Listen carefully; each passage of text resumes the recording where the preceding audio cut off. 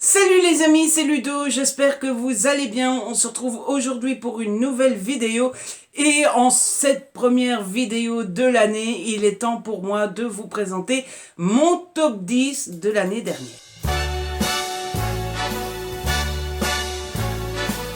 Et vous l'aurez compris dans le titre, on va s'intéresser dans cette vidéo uniquement aux romans, puisqu'il y a une vidéo spéciale sur les BD qui sont prévues. Et donc, eh bien, le but, vous l'aurez compris, j'espère, c'est de vous présenter mes 10 meilleures lectures de l'année qui vient de se terminer. Mais avant ça, c'est la première fois que je fais une vidéo en 2020. Il me semble donc tout naturel et évidemment indispensable de vous souhaiter la nouvelle année, de vous souhaiter plein de bonheur, plein de bonnes choses, la santé, le moral, l'argent, l'amour, bref, que tous vos vœux et que tous vos projets, que toutes vos ambitions se réalisent. C'est tout ce que je vous souhaite et du fond du cœur, je vous souhaite le meilleur, les amis. J'espère que vous allez avoir l'occasion de faire de cette année une méga teuf. Et donc voilà, et moi de mon côté, eh bien j'espère pouvoir vous accompagner encore pendant toute cette nouvelle année. Ceci étant dit, on va pas trop traîner parce que, eh bien mine de rien, il y a 10 livres à vous présenter et vous connaissez ma propension à me perdre un petit peu en route, hein, voilà, de dire des bêtises et de traîner, de traîner. Du coup, alors, roulement de tambour. Alors, je les ai classés, j'ai fait un classement de 10 à 1. Maintenant, voilà, c'est tous des coups de cœur, je vous les conseille tous, je les ai tous adorés. Donc, voilà, qu'ils soient 10e ou 6e ou premier, hein, c'est kiff kiff et bourricot. Donc voilà. Et en numéro 10, j'ai décidé de mettre Ne t'enfuis plus de Harlan Coben aux éditions Belfond. Il est assez mal classé cette année, hein. On a déjà connu des Harlan Coben qui étaient mieux classés dans le top 10. Mais allez savoir pourquoi. Celui-ci, cette année, il est 10e, et pas mieux, et c'est comme ça, et puis c'est tout. Pourtant, j'ai plutôt bien aimé l'histoire tout de même, et voilà, je sais pas trop pourquoi il est aussi mal classé que ça, je suppose que c'est parce que j'ai encore plus aimé ce qui va arriver par après. Dans cette histoire, on suit un homme qui a, comment dire, il n'a pas perdu sa fille, enfin si, il l'a perdu dans le sens où sa fille a quitté le foyer, sa fille a dit je me barre, et donc sa fille s'est barrée, et il sait que sa fille a mal tourné, qu'elle est tombée dans la drogue, et que voilà, que sa fille est dans une spirale négative, et du coup, il le vit quand même assez mal, forcément, quand on est papa et qu'on sait que sa fille se drogue et est dans la rue et tout, c'est pas forcément ce qu'on préfère savoir. Et un beau jour, il la voit dans un parc, il décide d'y aller, mais sa fille lui dit « Laisse-moi tranquille, papa, je veux plus te parler, machin bidule ». Et il y a un jeune garçon qui s'interpose, jeune garçon qui sortirait avec sa fille apparemment. Il y a une dispute, ça va pas plus loin que la dispute et les paroles et un petit peu une petite bousculade, mais bon bref, ça va pas plus loin que ça, sauf que cette dispute est filmée. Et vous voyez le tableau d'ici, hein, le papa qui a les moyens, qui est bien habillé, etc. Et qu'on voit à l'image qu'il a de l'argent. Et le pauvre gars qui est un petit peu drogué, qui vit dans un parc, qui a plutôt l'air d'un SDF. Ça fait quand même mauvais genre. Donc c'est plutôt mal parti. Et c'est encore plus mal parti quand on apprend que le jeune avec qui le papa s'est disputé, eh bien il est mort. Forcément, c'est qui le premier suspect? Je vous le donne dans le mille. Bref, j'ai de nouveau beaucoup aimé. C'est de nouveau, moi c'est ce que j'adore avec Harlan Coben, c'est qu'il prend un personnage qui n'a rien d'exceptionnel. C'est pas un super-héros, c'est pas un policier, c'est pas un membre du FBI. C'est une personne lambda, c'est quelqu'un comme vous et moi. Et il sort cette personne lambda de son quotidien, de son univers bien rangé, bien tranquille, etc. Et il le met au milieu des emmerdes. Et c'est comme ça que ça commence. Et moi, j'aime toujours beaucoup ça. Harlan Coben, vous connaissez sans doute maintenant le style, ça va vite, les chapitres sont plutôt courts, c'est assez, voilà, c'est pas prise de tête, on enfile vite. Les livres sont toujours beaucoup trop courts à mon goût, ils font toujours 350, 400, 412 pages ici. Mais alors les 412 pages, moi je les mange en... Vous me mettez avec un Harlan Coben à midi en me disant tu n'as rien d'autre à faire de ta journée, eh bien, je le finis sur l'après-midi, c'est sûr et certain. Ensuite, en numéro 9, j'ai mis Restart with Song de El Seveno aux éditions Hugo dans la collection New Romance en format poche. Ici, vous l'aurez compris, à la couverture, on est dans l'univers de la musique. Je me rappelle que j'avais acheté ce livre-là un peu par hasard dans un magasin. Hein, forcément, mais qu'au début il me tentait pas plus que ça. Il faut savoir que je suis très peu musique, donc moi les romances qui se passent dans le milieu de la musique, c'est pas forcément ce qui m'attire le plus au monde. Et mon Dieu, qu'est-ce que j'aurais dû lire ça beaucoup plus tôt. J'ai surkiffé. Alors, l'histoire commence avec Camille. Au début, on connaît très peu de choses de Camille. Tout ce qu'on sait, c'est qu'elle est en voyage. Et qu'elle est en voyage parce qu'elle a un petit peu... comment dire, elle a un petit peu fouillé ses ennuis, sa situation et ses souvenirs, mais on ne sait strictement rien sur ce qu'elle fouille, sur ses souvenirs, etc. Les 2-3 premiers chapitres sont très courts, ils font 1 ou 2 pages, et ça nous expose directement le fait que Camille soit mal, très mal. Camille, à un moment, se dit, bon, je vais quand même finir par rentrer. Elle rentre chez elle, on découvre sa meilleure amie. Sa meilleure amie va l'inscrire dans une audition pour pouvoir intégrer un groupe de musique. Et là, c'est le début de l'autoroute du bonheur, ou du malheur, c'est selon.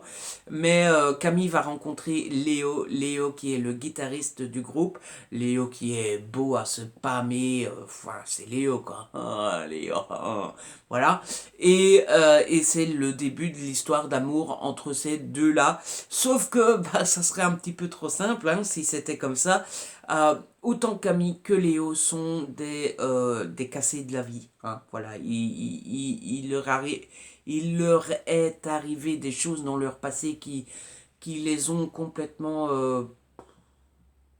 voilà quoi. Hein. Camille, elle est... Au début du livre, elle est quand même limite, je meurs, je m'en tape quoi. Hein. Elle se met en danger volontairement et s'il lui arrive du malheur, hein, voilà. Hein. Tant mieux ou tant pis, c'est selon aussi.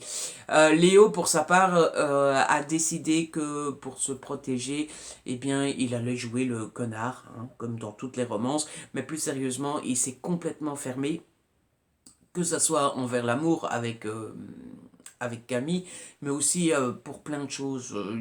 Il est pas très... c'est pas le genre à être... ouh, la vie est belle. C'est pas le genre à plaisanter toute la journée. C'est pas le genre à voir la vie en rose. Enfin bref, voilà. Il est très... enfin, on voit que ça l'a...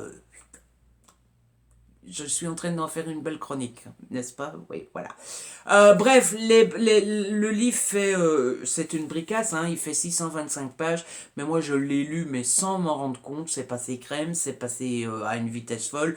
Le style de El Seveno est juste génial, et je n'ai qu'une seule envie, après avoir lu ce livre-là, c'est de lire d'autres titres de l'autrice, mais en tout cas, si vous ne l'avez pas encore découverte, je vous la conseille, et je vous conseille du coup de commencer par Restart with Song. En numéro 8, il faut que je retienne les numéros, hein, parce que je suis capable de vous dire 8 alors qu'on est au 7, etc., etc. On a une autre romance, il s'agit de Cooper Training, le tome 1, Juliane de Maloria Cassis aux éditions Hugo dans la collection New Romance en format poche. Alors, ici, j'ai découvert ce livre-là parce que je voulais le lire avant d'aller au festival New Romance, puisque vous savez que j'y ai été au mois de novembre, et que je savais que j'allais rencontrer l'autrice et que je voulais pouvoir en parler un petit peu avec elle. Et j'ai adoré encore une fois. Alors, comme d'habitude, je trouve personnellement que bah forcément, tous les livres qui sont dans cette vidéo, ils le sont avant tout grâce au style d'écriture, parce que je pense que c'est quand même un des piliers de ce qui fait qu'on accroche à un livre ou pas. Et autant vous dire que Maloria Cassis fait partie de ces gens qui ont un style que quand vous le commencez, bah ça, hop, hop, hop, hop, hop, et vous ne pouvez plus vous arrêter. Ça va tout seul, ça se mange tout seul, ça se mange sans fin, et c'est juste complètement génial. L'histoire, c'est l'histoire de Julian. Julian qui est, alors si vous êtes fan des mecs bien baraqués, bien musclés, remplis de tatouages, etc., etc., Julian est fait pour vous. Julian est donc un grand gaillard, bien musclé et un petit peu connard sur les bords, il faut bien l'avouer. Et à côté de ça, on suit Amy. Amy Wilkinson, ça m'a fait rire quand j'ai vu le nom. Si vous avez la référence, dites-le en commentaire. Amy Wilkinson, elle, est une jeune femme qui est assistante juridique. Elle a travaillé dur pour être assistante juridique et la vie va être complètement injuste avec elle puisqu'elle va devoir quitter son travail, non pas parce qu'elle a fait une bêtise, mais parce que eh bien, elle a été victime d'un petit con, d'un connard, de la pire espèce des hommes, qui l'a un petit peu harcelé sur les bords, hein, même pas un petit peu, l'a harcelé sexuellement. Et évidemment, la société étant ce qu'elle est, n'est-ce pas? Vive notre société. Eh bien, qui est-ce qu'on croit? On croit l'homme et évidemment, on fout la femme dehors. Voilà. Du coup, Amy cherche un nouveau travail et elle va tomber sur une occasion, c'est-à-dire que Juliane, qui est patron d'une salle de sport, recherche une nouvelle... comment on appelle ça? Une accueillante? Une nouvelle personne qui reste à l'accueil, qui accueille les gens, qui s'occupe des papiers, enfin bref, voilà.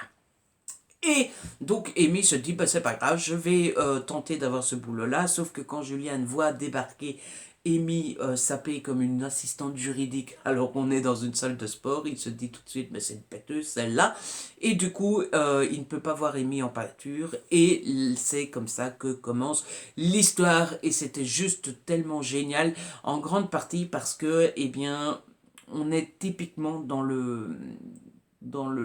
les ficelles, dans le schéma que moi, personnellement, j'aime le plus en romance, c'est dans le fameux je t'aime moi non plus, quand ça commence et qui se détestent et qui s'envoient des pics et qui se disputent, qui se crient dessus, etc. etc. Du coup, c'était plutôt cool. On a un côté un petit peu policier, thriller, le mot est peut-être un peu fort, mais un petit peu suspense avec Amy, parce que Amy n'est pas du genre à se laisser faire, j'en dis pas plus sinon je vais spoiler.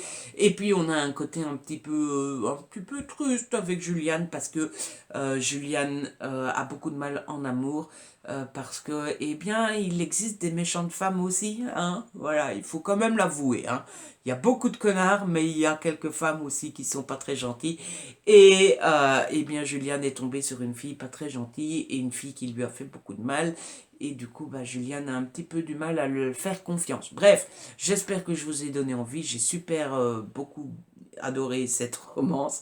Et pour la petite histoire, j'ai commencé le tome 2 hier. Et le tome 2 s'annonce tout aussi bon. On passe maintenant au numéro 7. Et le numéro 7, je vais passer rapidement dessus parce que c'est un tome 3. Mais j'ai eu un vrai coup de cœur pour Vraie Folie. C'est ça? Oui, Vraie Folie de Linwood Barclay aux éditions Belfond dans la collection noire. Alors, que dire sur ce livre-là sans en dire trop, puisque c'est un tome 3. C'est la suite, pour si jamais ça vous intéresse, c'est la suite de Fausses Promesses et de Faux Amis. En fait, toute la saga repose sur une petite ville qui s'appelle Promise Falls. Et dans cette ville de Promise Falls, il se passe plein de trucs tout au long des 3 tomes. Vous avez des écureuils qu'on retrouve morts sur le grillage d'un parc. Vous avez des mannequins sur lesquels il y a un numéro 22 qu'on retrouve sur la grande roue d'un parc d'attractions abandonné. Vous avez des meurtres. Vous avez plein, quantité de choses comme ça. Vous avez une jeune femme qui se fait agressé, etc., etc. Et tous ces faits ont un seul point en commun, c'est le chiffre 22. Il y a toujours un 22 quelque part, il y a 22 écureuils, il y a 22 pains sur les mannequins dans la cour, dans la roue du truc. L'homme qui agresse la jeune femme a un suite sur lequel il y a le chiffre 22. Enfin bref, il y a du 22 partout. Et au fur et à mesure des tomes, eh bien, on va enquêter pour savoir qui a fait quoi, qui a fait ça, qui est suspect, qui n'est pas suspect, qui... Enfin bref, voilà. Qu'est-ce que c'est que ce micmac? Qu'est-ce qui se passe et pourquoi on fait tout ça? Et donc vous avez les deux premiers tomes qui installent le truc, qui est... et franchement, les tomes sont longs, hein. Ils font 500-600 pages à chaque fois. Le tome 3 fait 470 pages. Donc c'est quand même à chaque fois des belles briques, mais ça se lit tout seul. C'est le génie de Linwood Barclay. Tout est bien ficelé, tout est imbriqué, il y a plusieurs histoires qui viennent, il y a plusieurs... Bref, c'est un pur bonheur tout au long de la saga. Et le tome 3, pourquoi est-ce que c'est un coup de cœur? Eh bien parce que le tome 3, c'est l'apothéose. Il se passe quelque chose d'encore plus grave que dans les autres cas. Ça démarre tout doucement et puis ça va crescendo, ça va... Pop, pop, pop, pop. Et puis forcément il y a la révélation du grand méchant, du coupable, de pourquoi il a fait tout ça, mais qu'est-ce qui lui a pris? Mais qu'est-ce qui lui a pris, bon sang? Mais comment est-ce qu'on peut devenir comme ça? Eh bien, on le sait en lisant le tome 3. Je ne peux que vous conseiller cette saga. Je suis pas sûr que le tome 3 soit déjà sorti en format poche, mais en tout cas, les deux premiers, c'est le cas. Et mon Dieu, mais foncez. Foncez, foncez, foncez, c'est juste génial. Et si vous n'avez pas encore lu de Linwood Barclay, de manière générale, eh bien, tentez du Linwood Barclay. C'est dans le même style, dans le même genre, dans la même veine que du Harlan Coben. C'est vraiment le genre de thriller super efficace, qui se lise vite, enfin, voilà. Et alors cette saga-là, enfin, commencez avec cette saga-là pour découvrir Linwood Barclay parce que elle est super bien fichue. Voilà, voilà. En numéro 6, on a un petit peu de young adulte, puisque je vous propose La Comète, le tome 1, matricule A390G7 de Yael Lipsic, aux éditions Kenes. Je me rappelle que quand je vous l'ai chroniqué, je vous avais déjà dit que c'était un coup de cœur, que c'était méga génial, et que c'était beaucoup trop cool. Alors, cette saga, comment la résumer? Parce que, on est dans un monde futuriste. Ne me demandez plus en quelle année on est, mais les années ont passé. Et dans ce monde futuriste, il n'y a plus rien qui existe. Plus rien de ce qu'on connaît n'existe. C'est-à-dire que les livres, il n'y en a plus. La connaissance, on n'y a plus droit. Les gens qui habitent là où ils habitent, pour eux, c'est le seul... Il n'y a que sur Terre. Voilà, le reste n'existe plus. Tout ce qui est hors d'Angleterre n'existe plus. Les États-Unis ne connaissent pas. La France ne connaissent pas. Enfin bref, ils connaissent rien. Et ils connaissent rien pas parce qu'ils sont persuadés que... comment vous expliquer ça? C'est compliqué, j'arrive pas.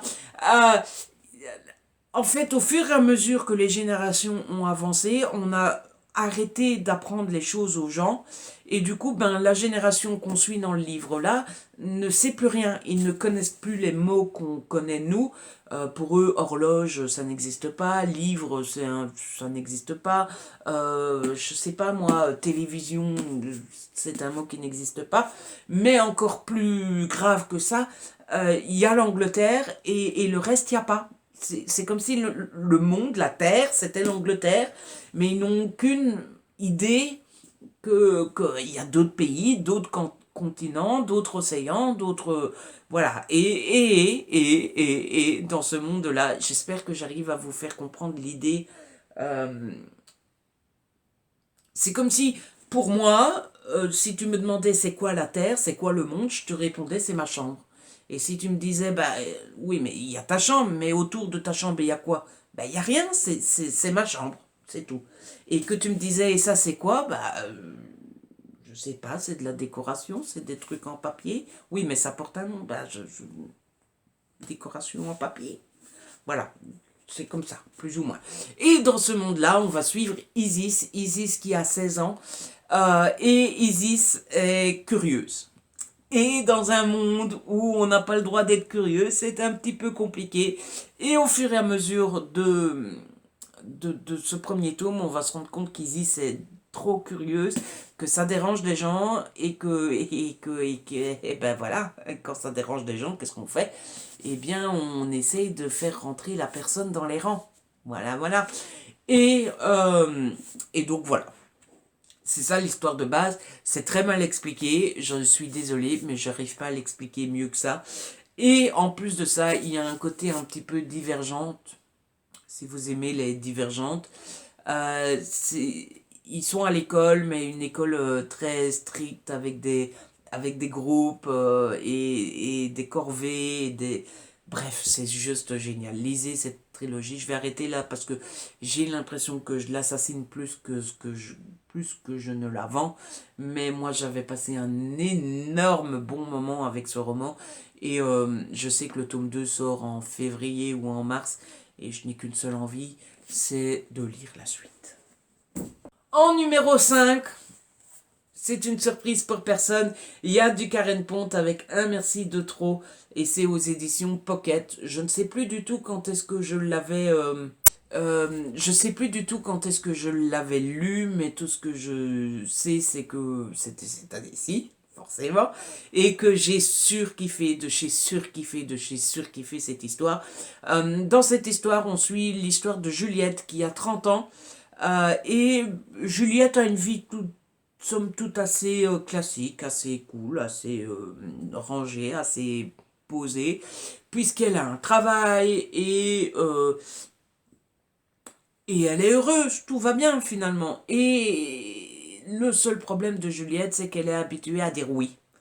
Et elle dit oui, et oui, et oui, et oui, et même quand ça ne lui plaît pas, elle dit oui, jusqu'au moment où elle a le merci de trop. La fois où elle dit oui alors qu'elle n'a pas envie et elle en a marre. Et donc elle envoie bouler cette personne. Sauf que cette personne, eh bien, c'est à son travail et là, c'est l'électrochoc.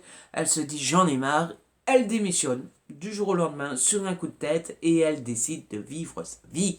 Je n'en dirai pas plus sur ce livre-là. Il est à mourir de rire. Il est juste exceptionnel. Il fait pas grand-chose. Hein. Il fait 230 pages à peine. Hein, c'est tout petit, mais c'est 230 pages de pur bonheur. Et le style, mais alors le style, je crois que c'est... Peut-être qu'il y a Vous faites quoi pour Noël, forcément, mais je pense que c'est mon préféré de Karen jusqu'à maintenant parce que, en fait, il faut savoir que ce livre-là a été écrit à la base sur son blog. Et donc, elle voulait faire à chaque fois des chapitres très courts, très marrants, et des chapitres qui donnent envie de revenir. Mais du coup, ça voulait dire qu'à la fin de chaque chapitre, il fallait un cliffhanger qui donne réellement envie de revenir. Et ce qui fait que le livre est rempli de rebondissements, Oh! Et t'as juste envie de retourner la page. Franchement, quand vous commencez ce livre-là, prévoyez quelques heures devant vous parce que vous allez passer... C'est comme un bonbon. C'est trop court, c'est trop bref, mais vous passez un petit moment de bonheur, un petit moment de... voilà, c'est juste merveilleux. Et il y a de tout, hein. Il y a de l'espoir, il y a de la tristesse, il y a de l'amour, il y a de la joie, il y a du rire, il y a du fou rire. Vraiment, vraiment, vraiment, il est génial et j'en ai gardé un excellent souvenir. Ensuite, on se rapproche du top 3, les amis. Mais on va d'abord parler du top 4 parce que le top 4 vaut la peine également. Dans ce top 4, à cette place numéro 4, c'est une trilogie. Et on retourne en romance puisque il s'agit de la saga Baby Random de Gaia Alexia aux éditions Hugo. J'ai mis les 3 tomes parce que pour moi ça a été un kiff total pour les 3 tomes et surtout j'ai lu les 3 cette année-ci. Du coup je les ai rassemblés, donc vous avez le tome 1, il n'y a pas de sous-titres à chaque fois au fur et à mesure des tomes. Vous avez le tome 2 et vous avez le tome 3. Voilà, voilà, voilà. Alors, dans cette histoire, on suit l'histoire de Célia, qui est une jeune femme qui travaille dans un... comment est-ce qu'on appelle ça un café, mais un café, pas un café, un bistrot, plutôt un café style Starbucks où vous allez chercher votre café, une petite pâtisserie, un petit cookie, un petit machin, un petit bidule. Et Célia travaille là-bas avec son patron et sa meilleure amie. Et tout va bien dans le meilleur des mondes, sauf que tous les jours, à une heure très précise qui est 11h05, et tous les jours, à 11h05, il y a un client qui se ramène, un client qui s'appelle Roman, et Roman vient tous les jours pile poil à la même heure, il commande toujours la même chose. Et alors Roman, il est mais d'une beauté exceptionnelle, il a des yeux verts et tout, enfin il est juste exceptionnel.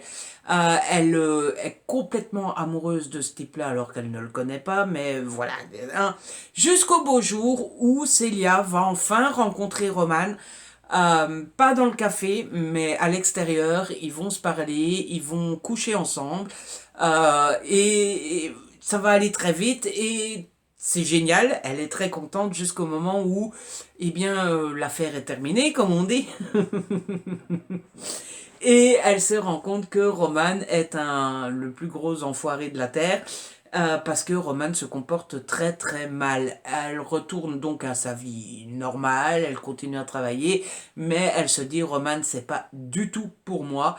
Et elle continue sa vie jusqu'au moment où eh bien, son patron lui avoue, lui déclare qu'il est amoureux d'elle et elle va se mettre en couple avec son patron. Le seul problème, c'est qu'un petit peu plus tard, elle va se rendre compte que, eh ben, le titre, hein, elle est enceinte, mais elle est enceinte de qui? Ben, je vous le donne dans le mille, hein. Si c'était le patron, ça serait trop simple. Voilà, je n'en dirai pas plus. C'est là que commence le roman. On pourrait se dire, bah voilà, elle est amoureuse de Roman, on peut légitimement penser que Roman est amoureuse d'elle, ils vont vivre une longue et belle histoire d'amour qui va durer pendant 3 tomes, ça va être merveilleux, etc. Oui, mais non. Non, non, pas du tout. Tout d'abord, on va se rendre compte que Roman, il n'a pas toutes ses frites dans le même sachet, hein, il est un petit peu con sur les bords, un petit peu connard, un petit peu enfoiré, et donc il va pas cesser de mal se comporter, mais surtout, on se rend compte que Roman est quelqu'un qui a réussi, est quelqu'un qui est plein aux as, qui est quelqu'un qui ne qui n'a pas peur de l'avenir, hein, clairement. Sauf que on est loin de pouvoir dire qu'il ne doit rien à personne. Parce que tout ce qu'il a, ben, c'est grâce à papa. C'est un petit fils à son papa. Et on se rend compte que toutes les décisions de la vie de Roman, ben, c'est papa qui les prend. Et on se rend compte que, eh bien, si Roman est un connard fini, il est difficile de nommer son papa. Voilà, hein, parce que son papa est peut-être la plus grosse et la pire ordure qu'il y ait eu sur Terre. Et donc le papa va obliger Roman à faire quelque chose qui va terriblement compliquer la vie de Célia. Et voilà. J'ai vraiment beaucoup aimé cette saga, d'abord grâce au style, qui est aussi bon, si peut-être pas encore meilleur que Maloria et elle. C'est kiff-kiff, hein, mais franchement, j'ai vraiment beaucoup aimé le style de Gaïa. Et puis, ce qui m'aura le plus marqué, moi, dans cette saga, c'est l'empathie que j'ai eue avec Célia, parce que Célia, mais alors cette femme, elle est d'un courage exceptionnel, comme toutes les femmes. Voilà, J'en profite pour rendre hommage à vous, chère dame, parce que c'est déjà pas facile de donner naissance. Hein, je voudrais pas être une madame et souffrir comme vous souffrez vous toutes, mais surtout être une maman qui donne naissance à un enfant, qui se retrouve toute seule, mais alors toute seule, de chez toute seule, de chez toute seule. Elle est soutenue par personne. Je vous dirai pas pourquoi, mais il se passe plein de trucs et elle se retrouve vraiment toute seule. Elle est d'une pauvreté exceptionnelle. Bref, elle est d'un courage, mais c'est fou. Et il lui arrive tellement, mais tellement, tellement, tellement d'épreuves dans toute cette saga que mon cœur s'est serré plus d'une fois pour Célia parce que la pauvre, quoi. Enfin, franchement, elle est... Je sais que les gens qui sont dans des situations difficiles détestent qu'on les plaigne, mais j'ai plaint Célia plus d'une fois et voilà. Je...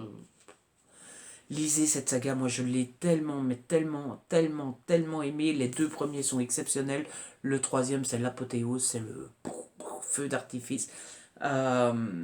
Lisez cette saga, vous m'en direz des nouvelles, je vous le dis. Surtout si vous aimez la romance, vous allez prendre un kiff monumental. Et du coup, je vérifie, mais oui, ça y est, on est dans le top 3. Top 3 de l'année 2019. La crème de la crème de la crème de ce que j'ai lu. Alors, à votre avis, c'est de la romance? C'est du thriller? C'est un petit peu des deux? Ah, suspense, suspense, suspense. Et on passe au top 3. Top 3, qui est une saga en 4 tomes. Bah ouais, rien que ça. Même chose que pour Baby Random, j'ai adoré, surkiffé, tout ce que vous voulez, cette saga. Et en plus, j'ai lu les 4 tomes cette année-ci. Bon, le tome 4, je l'ai compté dans mes cahiers de lecture, je l'ai mis en 2020, début janvier 2020, mais je l'ai commencé en décembre, donc on peut dire que c'est 2019, allez, on peut tricher un petit peu. Donc il s'agit de la saga Et puis soudain de Laura S. Wilde aux éditions Hugo.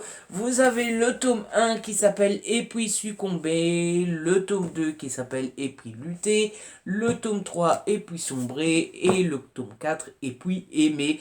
Et cette saga, je l'ai... en fait, pour la petite histoire, j'avais acheté... Je vais poser les 3 premiers et je vais garder que... Je vais poser les 3 derniers et je vais garder que le premier parce que c'est une grosse saga. Pour la petite histoire, j'avais acheté le tome 1 quand il était sorti et allez savoir pourquoi, ça me titillait pas, ça me branchait pas plus que ça, J'avais commencé le tome 1 avant d'aller au festival New Romance, mais j'avais dû faire des choix et j'ai pas eu le temps de le finir avant le festival. J'ai quand même vu l'autrice, d'ailleurs il est dédicacé. Voilà. Sauf que malheureusement, j'ai pas pu beaucoup en parler à l'autrice, puisque je n'avais lu que 100 pages à ce moment-là. Et alors, quand je suis revenu du festival, je l'ai continué et ça a été... Voilà, j'avais plus rien à dire, c'était juste génialissime. Alors, que raconte cette saga? Vaste programme, les amis. Le point de départ, c'est un groupe d'amis. Vous avez la dame qui s'appelle Amelia, qu'on surnomme Lia, et vous avez les 2 meilleurs amis qui s'appellent Chris et qui s'appellent Matt. Et c'est un groupe d'amis, mais alors amis, hein. C'est pas genre amis, on se téléphone 1 heure toutes les 2 semaines, non, c'est amis, tu t'en prends un, tu prends les 3. Vous voyez, c'est vraiment soudé, de chez soudé, si tu veux en fréquenter un, tu devras fréquenter les 3, c'est même pas la peine d'essayer de les séparer, machin bidule, non, les 3 doigts d'une main, hein. Voilà. Et parce qu'il faut bien une histoire d'amour dans tout ça, Amélia va rencontrer un garçon qui va s'appeler Robin, ou Robin, j'ai jamais su, j'ai jamais demandé à l'autrice, moi je l'ai toujours appelé Robin. Et Robin est l'archétype du beau gosse, comme par hasard, on est dans une romance et il y a un beau gosse. Alors là, les bras m'en tombent. Et Robin est beau gosse, il plaît beaucoup à Amélia, Amélia lui plaît beaucoup. Le seul souci, c'est que d'abord, Amélia n'est pas sûre d'avoir très envie d'une relation amoureuse, mais en plus de ça, Amélia sait très bien que si elle commence une relation avec Robin, eh bien, ça va poser problème avec ses deux meilleurs amis, parce que les deux meilleurs amis ont leur mot à dire sur les fiancés de Amélia. C'est pas du sexisme. Amélia a son mot à dire sur les relations de Chris et de Matt. Enfin bref, ils sont ensemble. Je vous l'ai dit, c'est une amitié tellement forte que ça ressemble fortement à une histoire d'amour. Autant vous le dire. Et, et en plus de ça, Amélia trouve que Robin l'a abordé un petit peu d'une manière... comment dire, d'une manière qui lui fait croire que c'est le genre de type qui court après toutes les femmes, qui est enfin, un peu arrogante, à la mode on se connaît pas mais dans une semaine tu seras dans mon lit, etc. etc. Bref, le temps passe et Amélia va tomber petit à petit amoureuse de Robin. Et voilà, c'est le début de l'histoire. Au début, le premier tome est assez lent, un petit peu long, mais il est essentiel pour moi, selon moi, parce qu'il pose vraiment les bases pour comprendre les tenants et aboutissants des relations entre Amélia, Chris, Matt. Ça pose déjà un petit peu les jalons du secret, puisque forcément il y a un grand secret. Et puis surtout, ça nous amène petit à petit, vers le premier gros twist, vers le premier gros cliffhanger. Cliffhanger qui m'a laissé...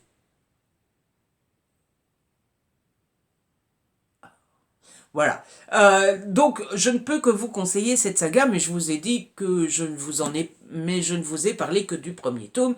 C'est peut-être un petit peu léger pour vous faire lire 4 tomes. Mais que dire pour vous convaincre? Alors, d'abord, vous avez vu la grosseur des pavés. Je peux vous le dire que ça se lit aussi facilement qu'un petit livre de 200 pages. Hein. Ça se mange, mais alors... Comme ça, hein. Hop, hop, hop, hop, hop, hop, hop, hop, hop, on n'en parle plus. Chaque cliffhanger à la fin de chaque livre est un truc monumental. On a le cliffhanger du premier qui vous laisse complètement baba, le cliffhanger du deuxième qui vous rend complètement triste, le cliffhanger, enfin bref, vous voyez le genre. Et puis surtout, il se passe des dizaines et des dizaines et des dizaines et des dizaines de choses. Je ne sais pas du tout où l'autrice a été chercher ça. C'est à vous refiler des complexes pendant que vous écrivez votre propre histoire et vous vous dites, mais en fait, mon histoire à moi, elle est 1000, 2000, 5000 fois plus facile, plus simple, plus linéaire. Et puis surtout... je ne saurais plus dire clairement quand est-ce qu'on a tout compris et qu'on a toutes les réponses. Mais il y a un moment très précis, vers les 3/4 de la saga, où on se rend compte du génie de l'autrice, où tous les trucs qui s'est passé ne sont pas le fruit du hasard que c'est inventé, comme si par-ci par-là, au fur et à mesure du truc. Tout est emmêlé, tout est construit, tout est relié, tout est... C'était juste génial. Moi, quand j'ai découvert tout ça, je me suis dit, oh, mais qu'est-ce que j'aimerais bien être aussi doué un jour.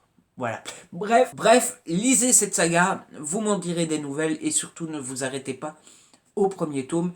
La suite vaut la peine d'être lue. Et si vous vous dites, ouais, mais Ludo, t'es gentil, t'es un bon coco, mon gars, mais tu crois qu'on a les moyens de se payer 4 tomes de 17 € comme ça, toi, hein? Tu crois qu'on est Rothschild? En plus, on est en début d'année, Noël vient de passer, on est ruiné. Hein. Ils sont sortis en poche. Ils sont sortis en poche. C'est le moment ou jamais. Voilà. Le top 2, la place de numéro 2. Romance, thriller. On reste dans de la romance. Puisque j'ai mis en numéro 2 Take Me Away de Lauren Joy aux éditions Harlequin dans la collection E.H. Et alors, autant vous dire que cette romance-là, elle m'a marqué, mais alors vraiment, vraiment, vraiment, vraiment, vraiment très fortement. Je me souviens que quand je l'avais chroniqué, je vous avais dit, je ne sais pas tellement si on peut parler de romance. Alors, c'est une romance. Il y a cette relation entre un garçon et une fille. Il y a ce côté que moi personnellement j'adore dans la romance, c'est quand les deux personnages vont pas forcément bien et que c'est l'amour des deux qui réussit à faire en sorte que les deux aillent bien. Euh, Ce qui n'est pas forcément le cas dans la réalité, hein, mais dans les livres, moi c'est quelque chose que j'adore. Mais ce livre-là, c'est davantage l'histoire de d'Angelina. Angelina qui a 17 ans et qui n'a jamais, au grand jamais, pendant ces 17 ans, vécu la moindre chose heureuse, la moindre chose positive, le moindre petit brin de bonheur, puisque pendant 17 ans, elle a vécu avec son papa qui est la lie de l'humanité, et qui est le genre de mec qui mériterait qu'on lui fasse la même chose, puisque pendant 17 ans, pendant 17 longues années, je me fais grave tout d'un coup comme ça là, mais franchement, ce livre m'a touché à un point, vous ne pouvez pas imaginer. Cette jeune fille de 17 ans, pendant 17 ans, s'est fait taper, maltraitée, martyrisée, torturée par son père. Elle a été séquestrée, elle a été... C'était une horreur totale. Et enfin, après 17 ans, on l'a libérée de là-dedans. Mais sa vie commence à 17 ans. Et au fur et à mesure de l'histoire, au fur et à mesure de l'histoire d'amour, au fur et à mesure qu'elle rencontre son copain et qu'elle va se mettre à sortir avec son copain, au fur et à mesure, on va apprendre tout ce qu'elle a vécu, tout ce qu'elle a dû endurer, tout ce que son père lui a fait. Et moi, à chaque fois qu'on apprenait quelque chose, mon cœur se serrait comme ça très fort. Mon cœur pleurait et j'ai pleuré avec ce livre-là plus d'une fois. Et c'est sans arrêt et on va crescendo dans l'horreur. Et en plus de ça, on rencontre son papa qui n'a aucune... euh, qui s'en veut pas du tout. Il a aucun remords. Pour lui, c'est normal. Il insulte sa fille, mais de noms incroyables. À un moment dans le livre, je peux pas le dire, sinon c'est spoilant, mais à un moment dans le livre, le papa doit faire face à ce qu'il a fait. Voilà, c'était juste tellement horrible, tellement... Ah, et alors vous me connaissez, hein, moi je suis quelqu'un d'extrêmement sensible et quelqu'un qui... Hein, petit cœur d'amour là. J'ai pleuré, mais pleuré tout le long. Alors après, quelqu'un qui n'est pas hypersensible et quelqu'un qui n'est pas qui n'est pas atteint d'hypersensibilité, je ne sais pas si ça fera pleurer, mais en tout cas moi, petite chose, toute fragile, euh, voilà, j'en rajouterai pas, mais c'était terrible. Et enfin, le numéro 1 de mon année 2019, thriller, romance.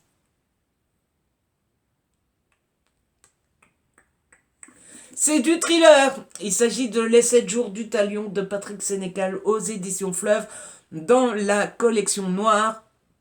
Alors, pourquoi j'ai choisi ce livre-là pour le mettre en numéro 1? Écoutez, ça m'a paru une évidence.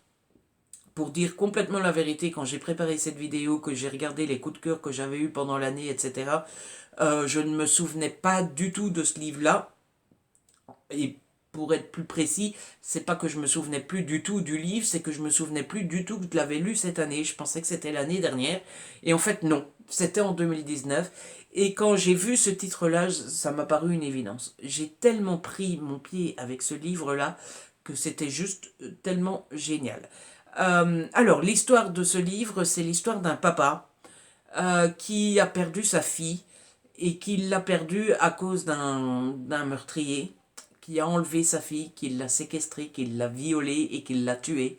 Et forcément, vous vous doutez bien, mettez-vous à la place de ce papa qui apprend que sa fille a subi tout ça, est complètement dévasté. On a retrouvé celui qui a fait ça. Le seul souci, c'est qu'il a des chances de sortir de prison. Et ça, ce papa ne peut pas le supporter. Et donc, il va enlever le meurtrier, il va le séquestrer à son tour, et il prévient que dans 7 jours, il va le tuer. Mais que pendant 7 jours, il va faire subir à ce meurtrier tout ce qu'il a fait subir à sa fille. Voilà. Ça calme tout de suite, hein. On n'est plus dans le boum boum boum là. Et ce livre-là m'a terriblement marqué. Tout d'abord grâce au style, c'était la première fois que je lisais Patrick Sénécal. Tout d'abord grâce à ce côté compte à rebours, parce qu'on sait que ce papa a enlevé ce meurtrier et que dans 7 jours il va le tuer. Donc on a 7 jours pour le retrouver et pour éviter qu'il devienne meurtrier lui-même. Et donc il y a ce vite, sauf que bah, le papa il est pas con et il a réussi à s'isoler et à faire en sorte qu'on ne le trouve pas. Mais c'est ce qui m'a le plus marqué, c'est le côté psychologique. Parce que le papa n'a jamais rien fait de sa vie, n'a rien à se reprocher. Il est médecin, il est plutôt de la haute, il est plutôt riche, il est plutôt bien installé. Donc il n'a pas du tout le profil de quelqu'un qui va faire du mal.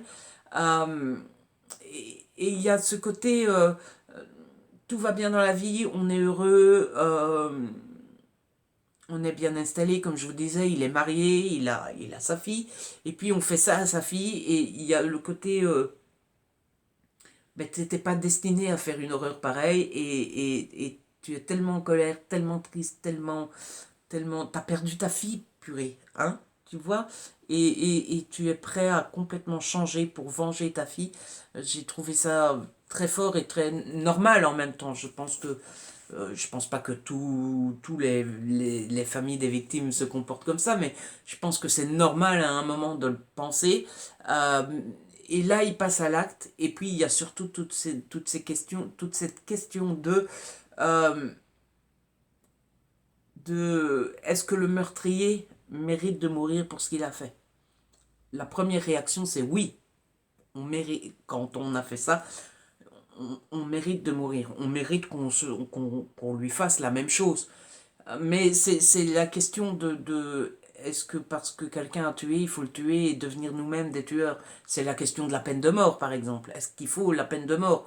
Certains le méritent sans doute, mais est-ce que c'est pas devenir nous-mêmes des meurtriers et donc ne pas être forcément en accord avec notre nous intérieur profond, vous voyez? Et donc là, c'est toute la question pendant tout le livre, c'est est-ce que ce purée de meurtrier mérite d'être tué par le papa? Et est-ce que le papa devrait le faire? Est-ce que le papa va vraiment se sentir soulagé de tuer ce meurtrier? Parce que, ben, c'est ce qu'on dit tout le temps dans les films, dans les livres, etc. Je ne suis pas psychologue, je ne suis pas meurtrier, j'ai jamais tué personne. Donc c'est cette fameuse chose qu'on dit, c'est tu vas le faire mais tu vas pas te sentir soulagé. Qu'est-ce que t'en sais? T'as déjà été dans le cas, non? Donc voilà, c'est toute cette psychologie autour de cette histoire, autour de ce papa, autour de ce meurtrier, qui m'a vraiment beaucoup marqué. Et puis il y a ce côté aussi escalade dans l'horreur, parce que tu passes à l'acte, que tu enlèves quelqu'un, que tu le séquestres.